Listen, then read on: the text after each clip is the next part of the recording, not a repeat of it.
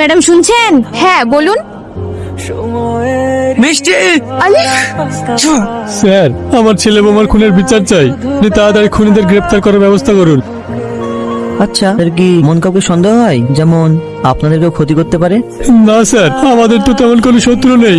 আচ্ছা ঠিক আছে, আপনি এখন বাড়ি যান, আমি কোনো ইনফরমেশন পেলেই তাকে জানাচ্ছি।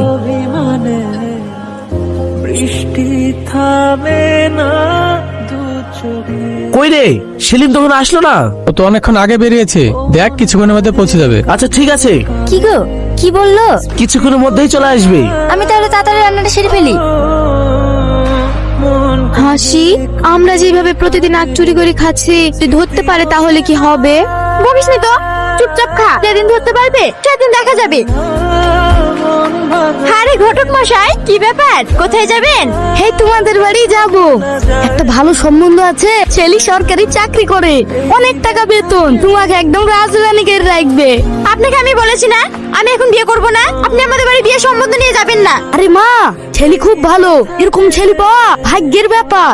আমার ভাগ্য আপনাকে ঠিক করতে হবে না, আল্লাহ ঠিক করে রেখেছি। আপনি যদি কোনো সম্বন্ধ নিয়ে আমাদের বাড়ি যান না, এই আগ দিয়ে মেরে আপনার পা ভেঙে দেবো।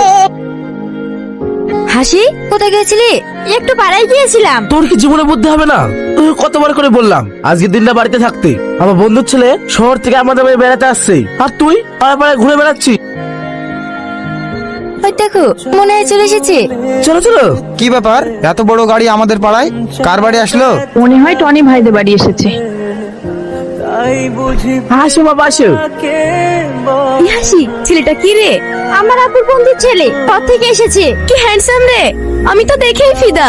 হ্যাঁ রে, এরকম একটা ছেলে জীবন সঙ্গী করে পেলে আমার জীবনটা ধন্য হয়ে যেত। চুপ কর, তোরা বেশি বকিস নি, তোদের কপালে নাই। কি তোর কপালে আছে?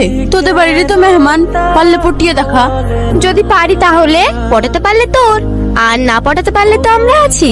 ঠিক আছে, আমি ওই ছেলেটাকেই পটিয়ে দেখাবো, তোরা দেখে নিস। ঠিক আছে।